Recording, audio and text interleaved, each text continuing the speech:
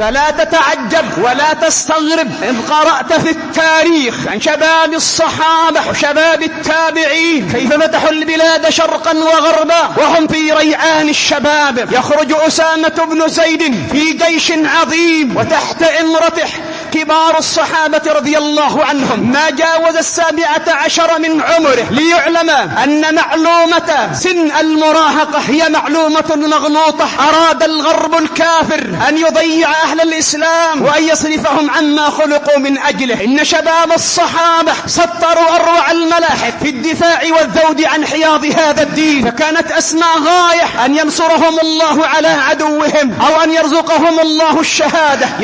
يخترطون جيش المشركين ويخططون جيش المشركين ويتوسطون جيش الكفر وأهله، ثم ترفع راية الإسلام خفاقة. اقرأ عن غزوة بدر الكبرى واقرأ عن غزوة أحد. ففي صحيح الإمام مسلم من حديث أنس بن مالك رضي الله عنه قال عمي أنس بن النضر الذي سميت به أتى النبي عليه الصلاة والسلام فقال يا نبي الله لم أشهد معك بدرا، ما أدركت غزوة بدر معك وما قاتلت معك. ثم قال فوالله لئن أشهدك الله مشهدا لأرين الله ما أصنع أو ليرين الله ما أصنع، ولم يزد على ذلك. فلما كانت غزوة أحد وقد جاء المشركون منتقمين وثائرين يريدون الانتقام لقادتهم وكبرائهم الذين قتلوا في غزوة بدر الكبرى، فجاءوا بخيلهم ورجلهم. ولما دارت رحى المعركة وحمي الوطيس وضربت أعناق من حملوا راية المشركين من بني عبد الدار حتى فر جيش الكفر وهربت نساء المشركين، وسمع الصحابة أصوات خلاخلهن وقد كشفن عن سوقهن، وأظهر الله الحق وأهله في بادئ المعركة. ثم انقلبت المعركة رأسا على عقب على إثر مخالفة حصل من الرماة، ثم بعدها حصل ما لم يكن في الحسبان. يتقدم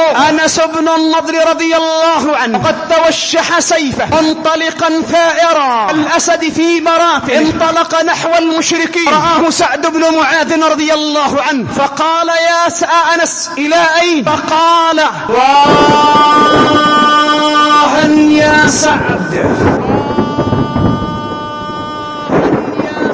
إني لأجد ريح الجنة دون أحد. واها يا سعد إني لأجد ريح الجنة دون أحد. فقال تقدم إلى المشركين اللهم إني أبرأ إليك ما صنع هؤلاء يعني المشركين وأعتذر إليك ما صنع هؤلاء يعني المسلمين. فتقدم إلى جيش المشركين فقاتل قتال الأبطال